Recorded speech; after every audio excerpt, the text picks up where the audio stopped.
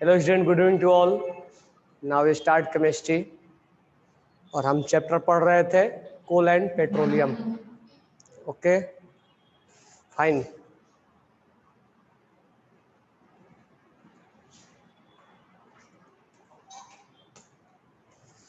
हम पढ़ रहे थे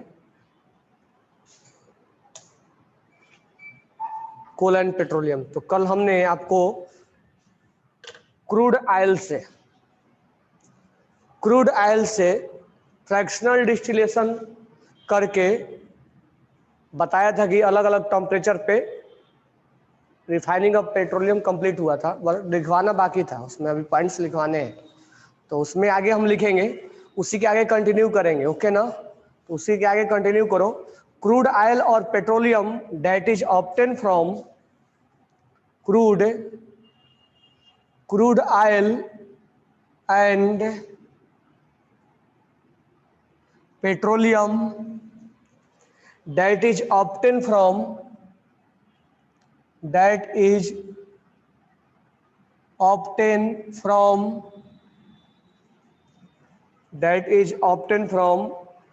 oil well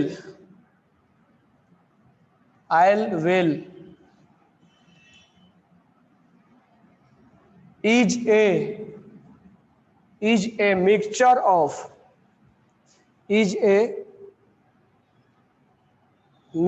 of many liquid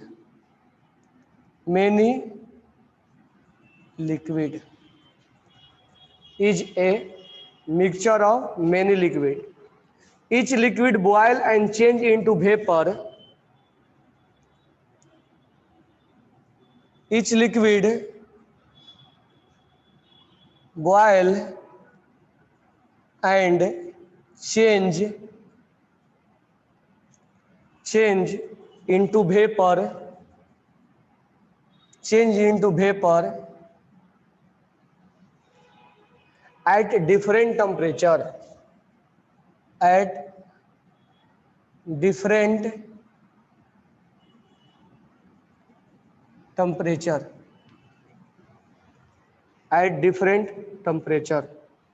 This temperature is boiling point of the liquid. This temperature is boiling point of the liquid. Boiling point of the liquid. ये जो temperature होता है वो क्या होता है? उस लिक्विड का बॉइलिंग टेम्परेचर होता है।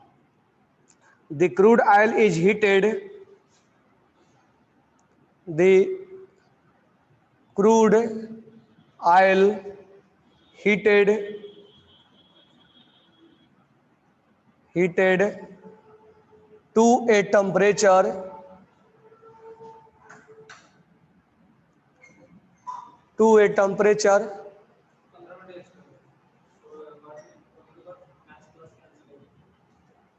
to a temperature of 400 degrees Celsius is fed in at the same bottom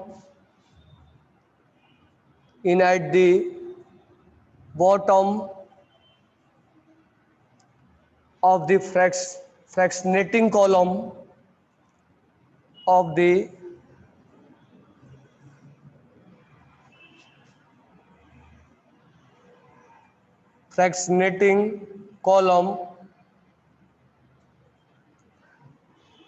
and heated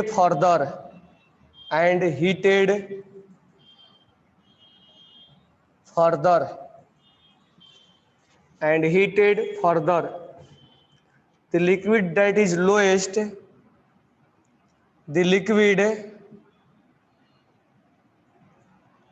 that has lowest boiling point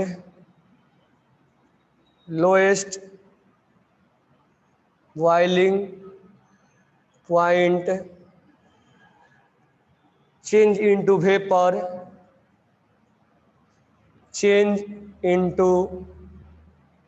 vapor first and rise up to and rise upward, rise upward. The next volatile liquid change into vapor. The next volatile liquid change into its vapor, change into its vapor at the higher temperature, at the higher temperature, at the higher temperature and rise.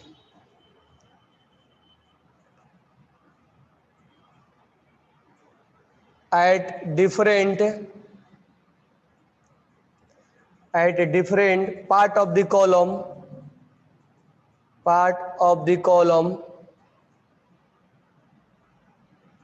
at the different part of the column, as the vapor rise,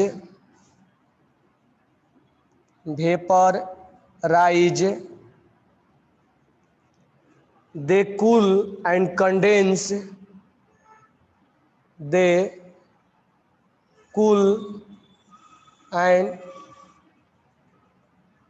condense separately.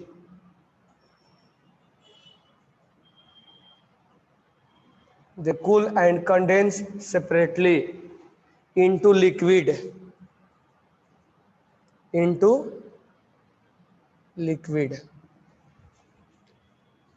They cool and condense separately into liquid.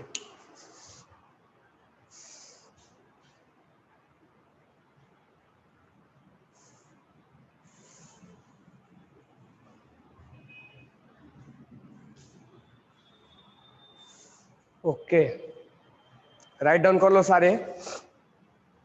तो कल हमने वो refining tower या refining column आपको बना के दिया था मैंने, उसी में आपको जब आता है तो ये सब पॉइंट्स आपको नोटेड डाउन करना होगा, लिखना होगा।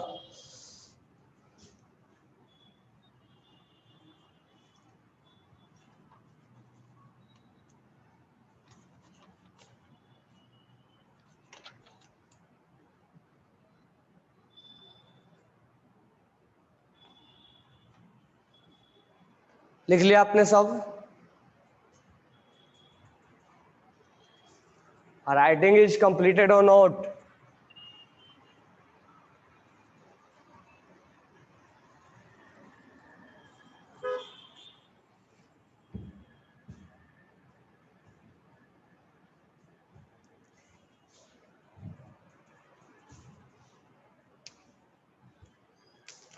Okay, listen here. जो हमने, अब ध्यान दो, जो हमने फ्रैक्शनल डिस्टिलेशन टावर लिया था, अब क्रूड ऑयल्स में बहुत सारा लिक्विड का मिक्सिंग होता है, ठीक है, उसमें एक लिक्विड नहीं होता। तो ध्यान से देखो, crude oil and petroleum is obtain from oil well and it is mixture of many liquid. जो हम ड्रिल करके, जो after decomposition of dead animals, plants, many years, millions of years after decomposition, it form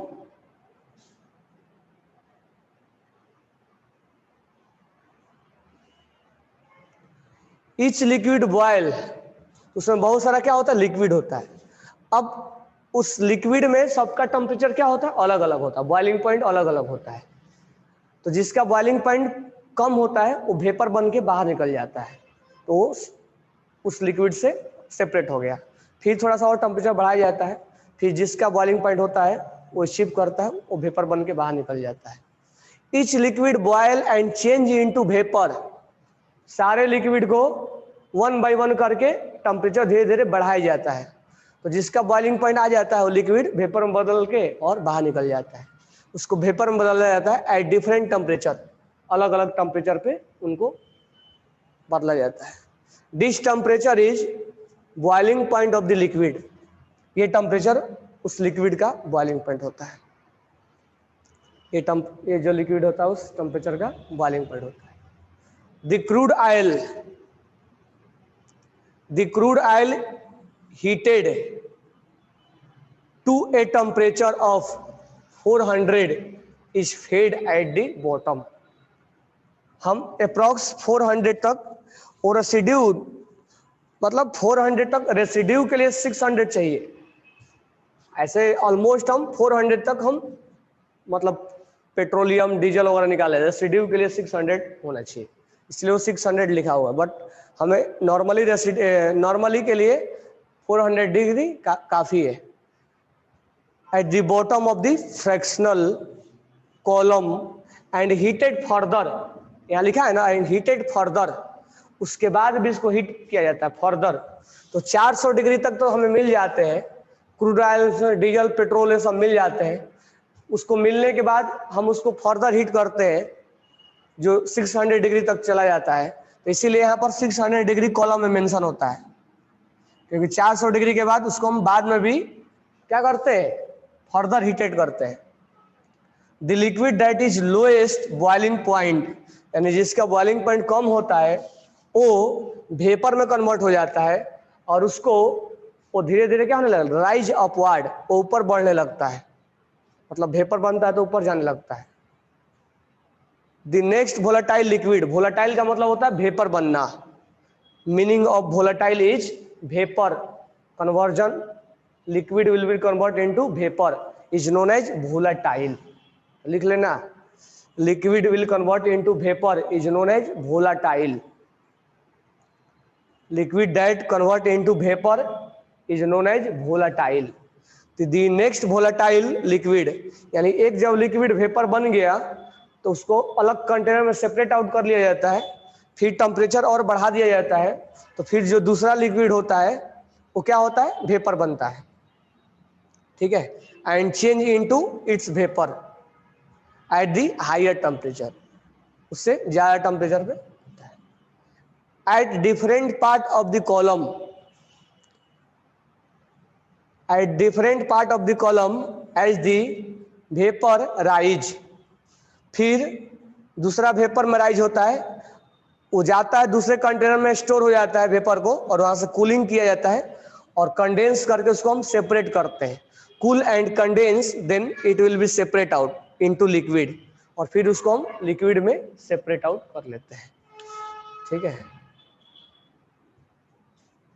okay, किसी को doubt है?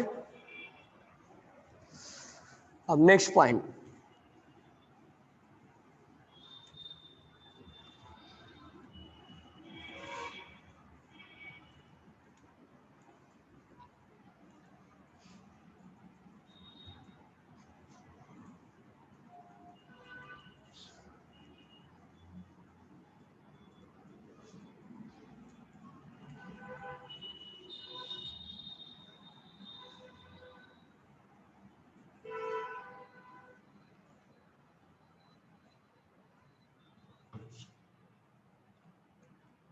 Next point लिखेंगे, the product of fractional distillation are, the product of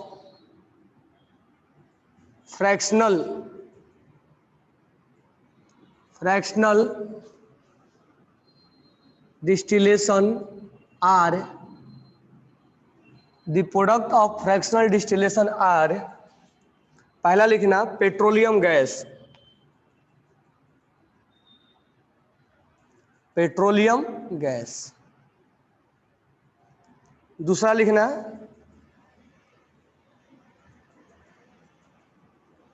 gasoline, gasoline.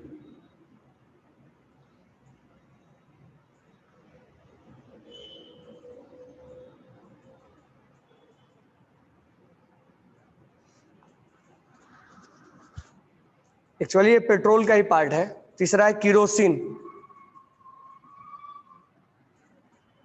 Third है diesel,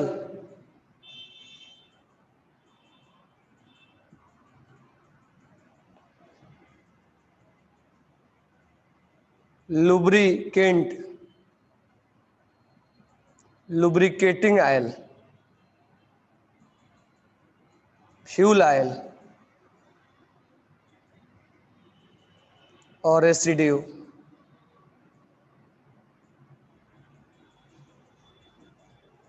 तो fractional distillation करने के बाद petroleum gas, gasoline petrol को ही बोला जाता है,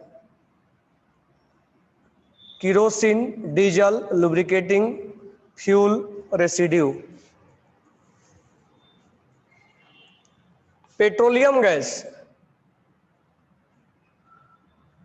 पेट्रोलियम गैस जो होता है वो उसका बॉइलिंग रेंज वो बिलो 40 डिग्री सेल्सियस होता है, और नंबर ऑफ कार्बन एटम पर मॉलिक्यूल्स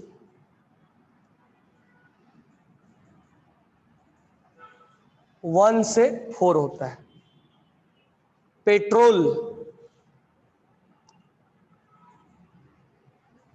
पेट्रोल जिसको गैसोलीन बोला जाता है, और इसका टेम्परेचर 40 से 75 डिग्री सेल्सियस होता है। इसमें कार्बन जो होता है 5 से 10 कार्बन एक मॉलिक्यूल्स में होता है। नेक्स्ट होता है किरोसिन, जिसका टेम्परेचर 160 से लेके 250 तक होता है। 11 से 16 कार्बन अटैच होता है। डीजल ऑयल, जिसका टेम्परेचर 250 से लेके 300 सेल्सियस तक होता है। इसमें 16 से लेके 20 कार्बन अटैच होते हैं, जिसका यूज हम डीजल इंजन में करते हैं।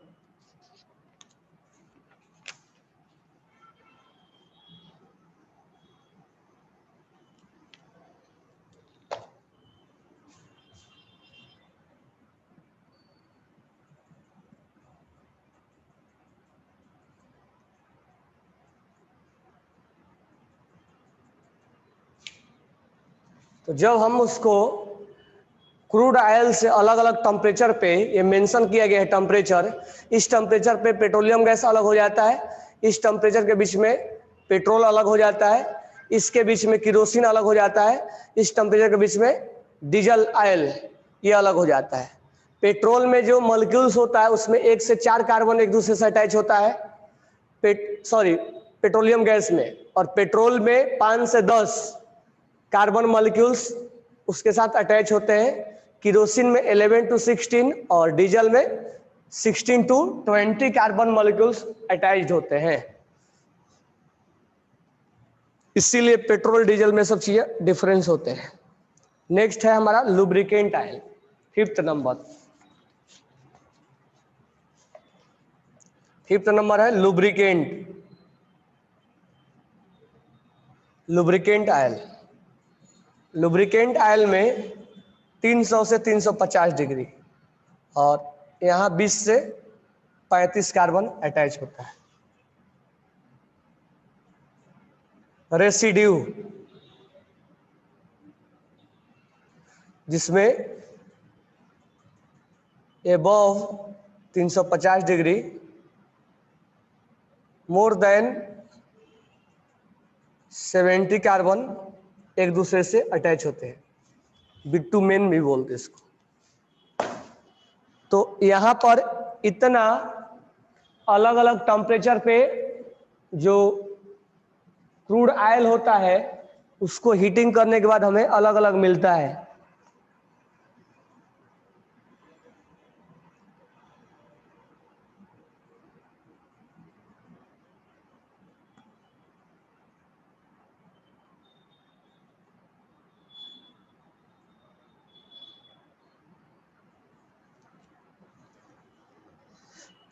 पेट्रोलियम को हम ब्लैक गोल्ड भी बोलते हैं।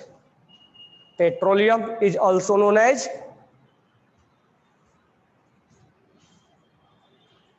फ्यूल ऑयल, अगर सब इसी में आ जाएगा।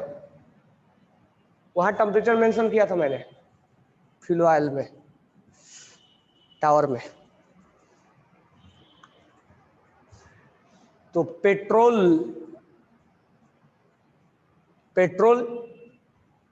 जो होगा, जो पेट्रोलियम है उसको हम ब्लैक गोल्ड भी बोलते हैं, काला सोना।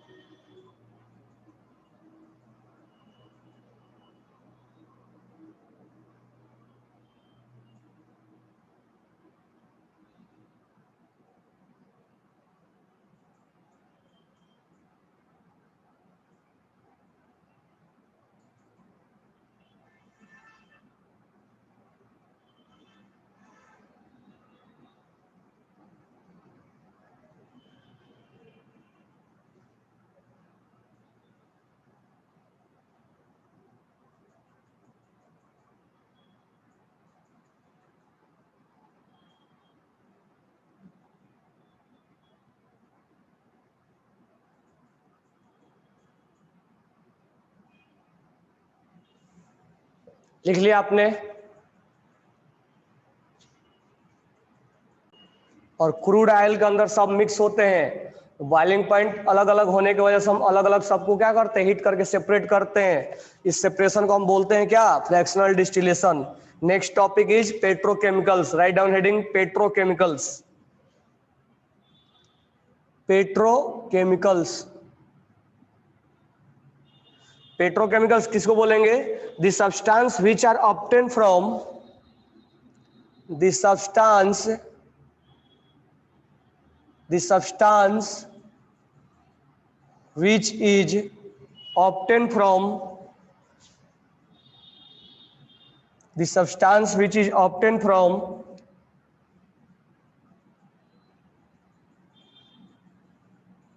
Petroleum and natural gas and natural gas are called petrochemicals, यानी जो भी हमें मिला है उसको हम पेट्रोकेमिकल्स के नाम से जानेंगे। पेट्रोल, डीजल इंजन, लुब्रिकेंट, ये जितने भी मिले हैं सब उसको हम पेट्रोकेमिकल्स के नाम से जानेंगे। Are called petrochemicals. These are used in manufacturing of these are used in manufacturing of these are used in manufacturing of detergent, synthetic fiber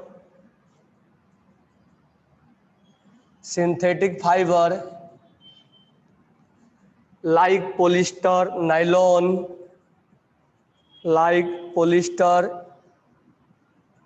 nylon, polythene, plastic,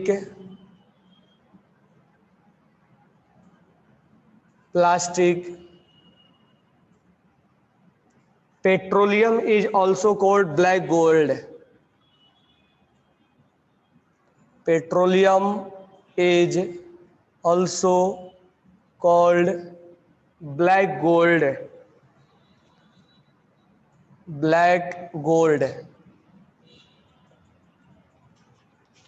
क्योंकि इसको हम बहुत ज़्यादा फ्यूल के तौर पे हम क्या करते हैं, यूज करते हैं। तो पेट्रोकेमिकल्स किसको बोलेंगे? The substance which is obtain bye, वो सब्सटेंस जो पेट्रोलियम और नेचुरल गैस से हमें मिलता है, उस सब्सटेंस को हम क्या बोलते हैं? पेट्रोकेमिकल्स। और उससे क्या बनाया जाता है? डिटर्जेंट, सिंथेटिक फाइबर जैसे पोलिस्टर, नाइलॉन, पॉलीथीन, प्लास्टिक, ये सब उनसे बनाया जाता है। Petroleum is also called black gold. तो पेट्रोलियम को हम ब्लैक गोल्ड के नाम से भी जानते हैं। Petroleum is called black gold.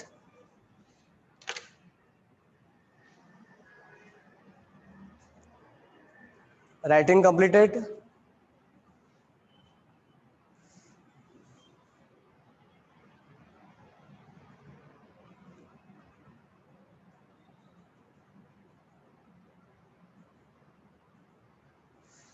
Okay, तो हमारा नेक्स्ट हेडिंग होगा natural gas. Write down natural gas. Natural gas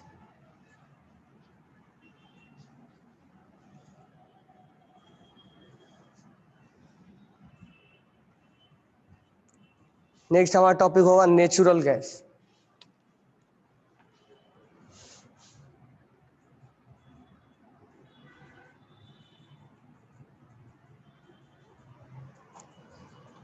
natural gas is a fossil fuel. Write down natural gas is a fossil fuel. अच्छा, नेचुरल गैस को हम natural gas is a fossil fuel.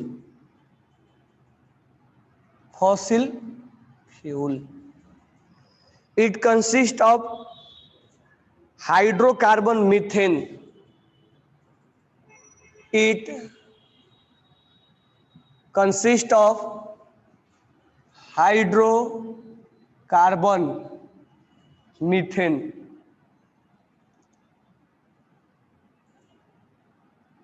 It consists of hydrocarbon methane almost 95%.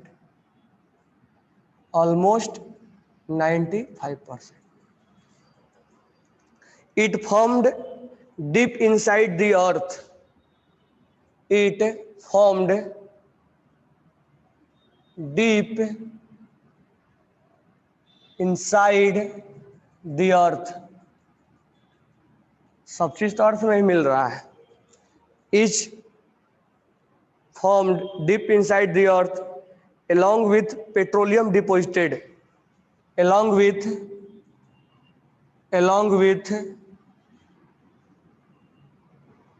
Petroleum deposited, जहां petroleum का हमने बनाया था वहां यह भी लिखा था गैस है, तो जिधर पेट्रोलियम डिपोजिटेड होता है वहां पर नेचुरल गैस भी बनता है, जिसमें कि 95% मीथेन, मीथेन का फॉर्मूला क्या होगा CH4, it consist of hydrocarbon methane, यानी उसमें 95% मीथेन होता है। अब हम नेक्स्ट लिखेंगे advantage and use, advantage and use, advantage and use. पहला पॉइंट है एडवांटेज इसका क्या है, ये तो ऐसे ही फ्यूल के तौर पे यूज किया जाता है, बहुत सीएनजी और गैस में फ्यूल यूज किया जाता है। It is used as a fuel for vehicles,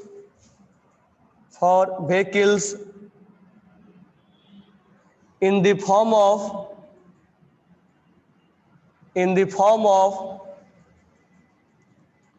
CNG और compressed natural gas। इसको क्या बोलते हैं CNG को, compressed natural gas, यानी CNG को व्हीकल्स वगैरह चलाने के लिए जो फ्यूल हम यूज करते हैं, इट इज लेस पॉल्यूटिंग, और इसमें पॉल्यूशन भी नहीं होता है, it is less polluting and a cleaner fuel, और बहुत and a cleaner fuel, and a cleaner fuel होता है। It has highly calorific value, it has high मतलब इसमें क्लोरोफिक वैल्यू का मतलब होता है जिसमें ज़्यादा से ज़्यादा इसका इफिशियंसी ज़्यादा होता है। It has high calorific value, it does not produce any toxic gas, it does not produce any toxic gas, it does not produce any toxic gas or smoke or burning or smoke on burning। that means इसका use और advantage, तो use और advantage natural gas का हम जानते हैं, इसको vehicles को सीएनजी गैस में यूज किया जाता है, हालांकि यहाँ पे सीएनजी उतना नहीं चलता है, बाहर जो मेट्रो सिटी वगैरह है उसमें ज़्यादा सीएनजी वगैरह गैस की गाड़ियाँ चलती हैं, जिसको हम बोलते हैं कॉम्प्लेक्स नेचुरल गैस, और वो बहुत लेस पॉल्यूटिंग होता है, नहीं के बराबर पॉल्यूशन होता है, क्लीनर फ्यूल होता है, उसका high calorific value, calorific value मतलब इफिशियंसी ज़्यादा होता है। मतलब ये बात कर ले कि अगर 1 लीटर पेट्रोल में मान लो 4 व्हीलर है 18 किलोमीटर चला या 20 किलोमीटर चल रहा है, तो 1 लीटर सीएनजी में 40 किलोमीटर चलेगा, तो उसका कैलोरीफिक वैल्यू ज़्यादा है, इफिशियंसी ज़्यादा है। It does not produce any toxic gas, ये टॉक्सिक गैस प्रोड्यूस नहीं करता है और स्मोक वगैरह भी प्रोड्यूस नहीं करता है।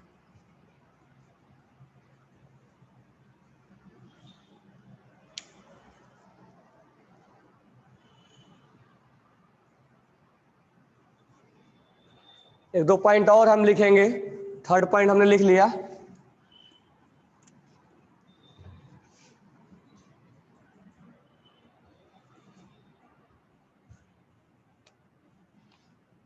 नेक्स्ट पॉइंट हम लिखेंगे it is directly use as a home, as a fuel in home, it is directly used as a fuel, used as a fuel in home in home and factories and factories and factories. It can use in starting material for manufacturing of number of chemicals and fertilizer. It is used in manufacturing of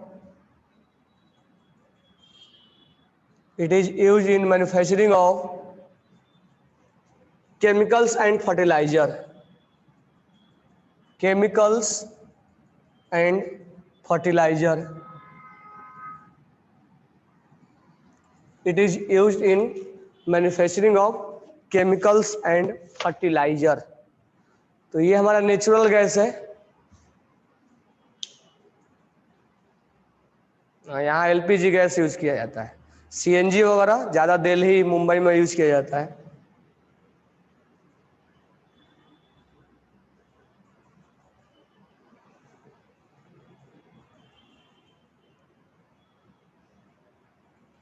तो इसका CNG का calorific value ज़्यादा होता है, मतलब 1 litre में बहुत ज़्यादा किलोमीटर वो क्या कर लेगा, कवर कर लेता है. तो नेचुरल गैस का इफिशियंसी भी ज़्यादा होता है.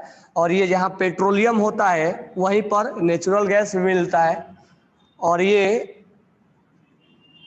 पॉल्यूशन फ्री है, मतलब इसके यूज करने से पॉल्यूशन भी नहीं होते हैं. इसीलिए मेट्रो सिटी में जहाँ पर पॉल्यूशन ज़्यादा है वहाँ पर इसको यूज किया जाता है ताकि पोल्यूटेड ना हो. ये राइट डाउन कर लिया आपने.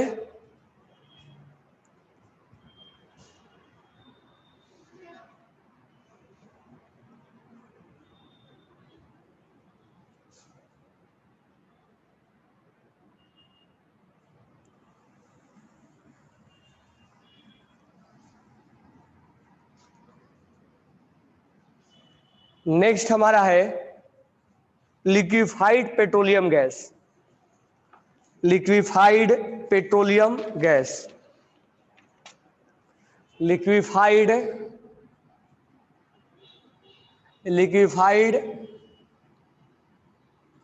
Petroleum gas.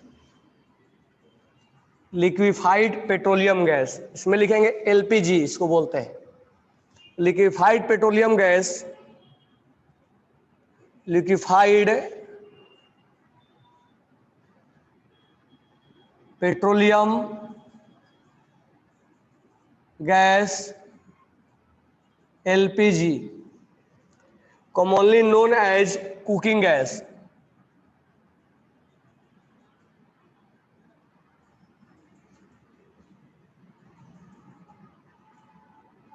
Cooking gas.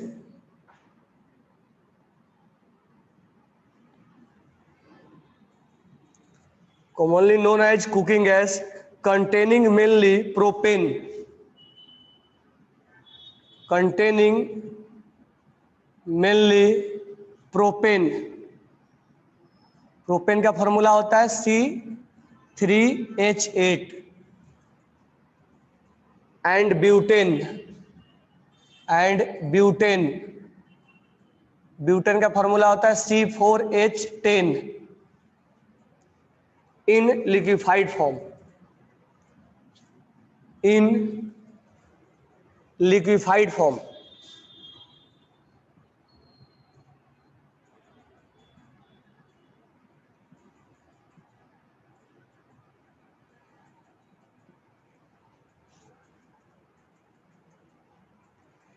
It is a clean fuel. It is a clean fuel and does not leave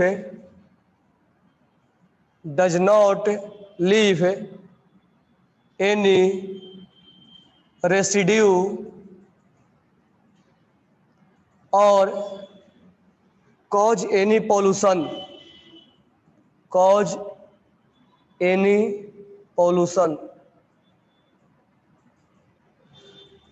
Since the hydrocarbon present in it have no smell. Since the hydrocarbon इसको बोला जाता है hydrocarbon. Propane butane को बोला जाएगा hydrocarbon, जहां पर hydrogen और कार्बन से मिलकर बना हुआ है। हाइड्रोकार्बन नाम भी है, hydrogen and carbon. Hydrocarbon present in it, present in it has no smell, have no smell. मान लो लीकेज होने लग गया सिलेंडर और उसमें कोई स्मेल है ही नहीं, तो हमें समझ में भी नहीं आएगा। तो स्मेल के लिए a compound called ethyl mercaptan, ethyl mercaptan, ethyl mercaptan is added to detect, ethyl mercaptan is added to detect any leakage of a gas, of the gas. It is used in household fuel. It is used as a household fuel. LPG liquid petroleum gas, okay ना, liquefied petroleum gas भी बोला जाता है, liquid petroleum gas भी बोला जाता है। LPG जिसको हम कॉमनली क्या बोलते हैं, कुकिंग गैस के नाम से जानते हैं, जो हम खाना वगैरह बनाते हैं सिलेंडर में। मेनली इसके अंदर क्या होता है, हाइड्रोकार्बन, प्रोपेन और ब्यूटेन होता है, याद रखने का। प्रोपेन और ब्यूटेन का लिक्विड फॉर्म में होता है और ये क्लीन फ्यूल है और इसमें कोई रेसिड्यू यानी आफ्टर बर्निंग कोई रेसिड्यू नहीं मिलता है। इसके वजह से कोई पॉल्यूशन नहीं होता है, पॉल्यूशन इसमें नहीं होता है और इसके अंदर कोई स्मेल भी नहीं है। तो लीकेज वगैरह जब होने लगेगा तो हमें समझ में नहीं आएगा और आग लग सकती है। तो उस लीकेज को पहचानने के लिए इथाइल मरकेप्टन यूज किया जाता है और इथाइल मरकेप्टन जो होता है वो उसका ही स्मेल से हमें समझ में आ जाता है कि उसके अंदर लीकेज है, तो आग वगैरह लगने से हमें बच जाते हैं। इसलिए इसका यूज हम हाउस होल्ड में करते हैं। We use methane.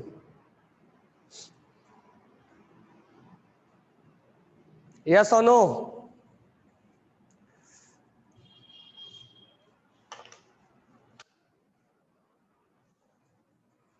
ओके, तो हमने सीएनजी भी पढ़ा।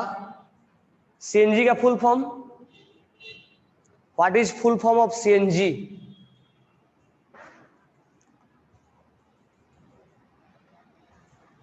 What is full form of CNG? Compressed natural gas, okay. और एलपीजी लिक्विफाइड पेट्रोलियम गैस या लिक्विड पेट्रोलियम गैस। तो सीएनजी ज़्यादा गाड़ियों वगैरह में यूज करते हैं और एलपीजी हम ज़्यादा घर में हाउस होल्ड में फ्यूल के तौर पे यूज करते हैं, खाना बनाने के लिए हम यूज करते हैं, जिसको हम कुकिंग ऑयल बोलते हैं। और इसमें स्मेलिंग वगैरह नहीं होता, इसीलिए इथाइल मरकेप्टन इसके अंदर, मिथाइल मरकेप्टन को इसके अंदर फिलअप कर दिया जाता है ताकि लीकेज वगैरह हो तो हमें समझ में आ जाए। ओके ना? नाउ नेक्स्ट पॉइंट है limitation of fossil fuel gas. Limitation,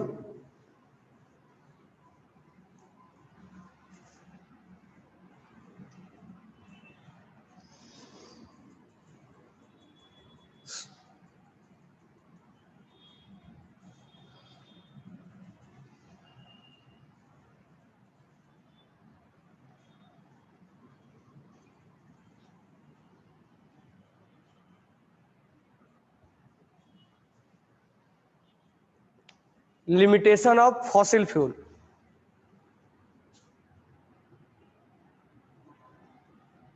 limitation of fossil fuel. Limitation of fossil fuel. इसमें हम लिखेंगे during mining of coal, during mining of coal, during mining of coal, a lot of methane gas, a lot of methane, a lot of methane gas released, a lot of methane gas released, which is a greenhouse gas, which is a greenhouse gas, greenhouse gas, which is a greenhouse gas. It contribute towards increasing in temperature. It contribute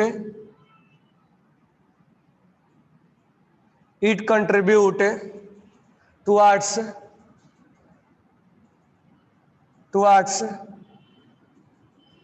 in temperature.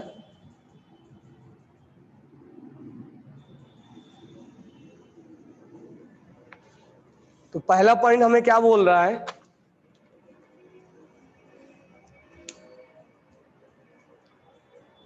पहला point ये बोल रहा है कि जब हम कोल का mining करते हैं तो उसके अंदर मीथेन गैस निकलता है, और ये मीथेन गैस जो होता है वो ग्रीन हाउस गैस के नाम से हम जानेंगे।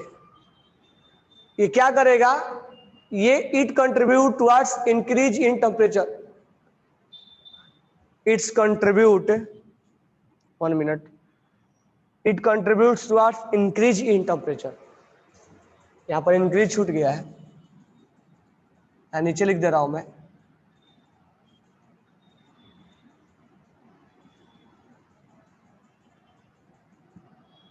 Increase in temperature.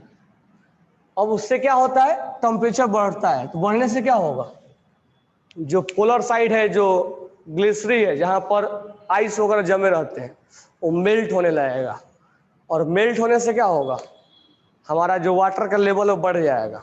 बढ़ेगा तो हमारे लिए क्या होगा, प्रॉब्लम होगा ना, फ्लड आएगा।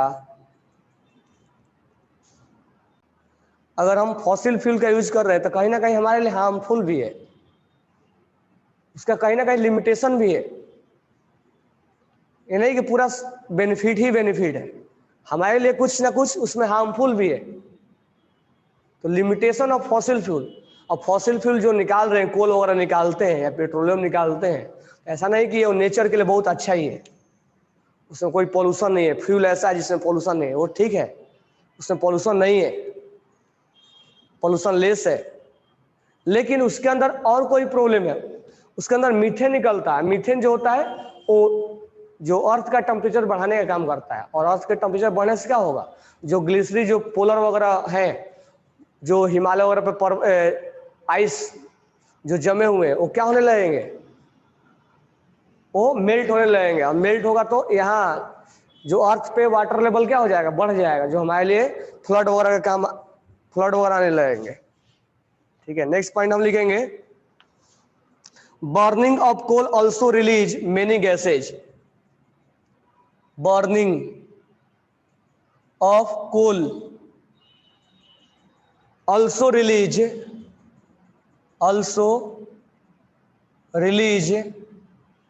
many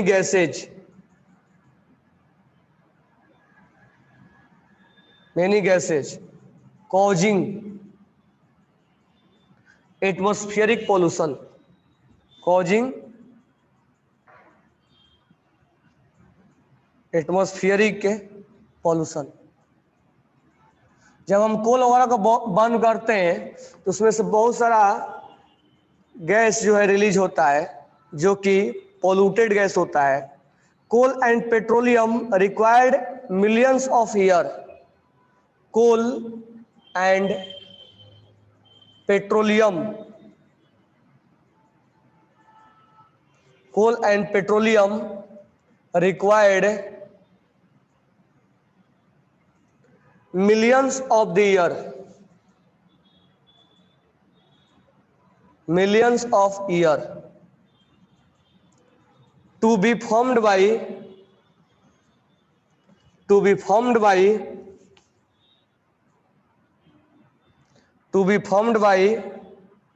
the dead organism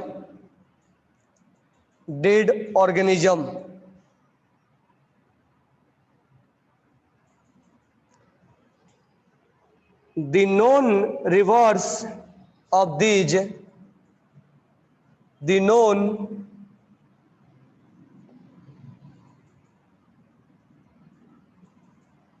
reserved of these will last only few hundred year.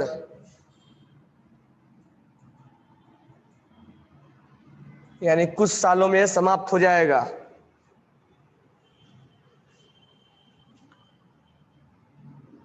Once they are, इसलिए आजकल इलेक्ट्रॉनिक्स गाड़ी आने लग गई है, इलेक्ट्रॉनिक्स कार आ गया है ना, अभी चार्ज करो और फिर चलाओ। ओनली दे आर एग्जॉस्टेड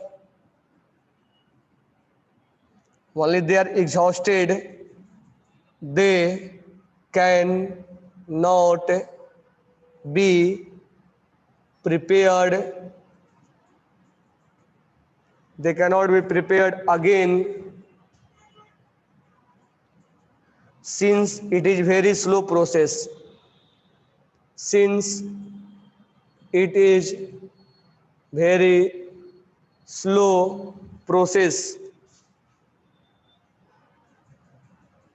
इसीलिए आज के टाइम में हमें इसका अल्टरनेट रिसोर्स ढूंढना पड़ेगा, क्योंकि एक दिन ये समाप्त हो जाएगा। ठीक है, तो बर्निंग ऑफ कोल के वजह से मेनी टॉक्सिक गैसेज बाहर निकलते हैं, जो कि हमें एयर को पॉल्यूशन करता है। और थर्ड पॉइंट क्या बोल रहा है कि जो कोल और पेट्रोलियम है, एक तो ऐसे बहुत साल के बाद वो फॉर्म होता है, लेकिन जो अभी कोल एंड पेट्रोलियम है वो लगभग कुछ 100 साल में, 200 साल 300 साल में क्या हो जाएगा, समाप्त हो जाएगा।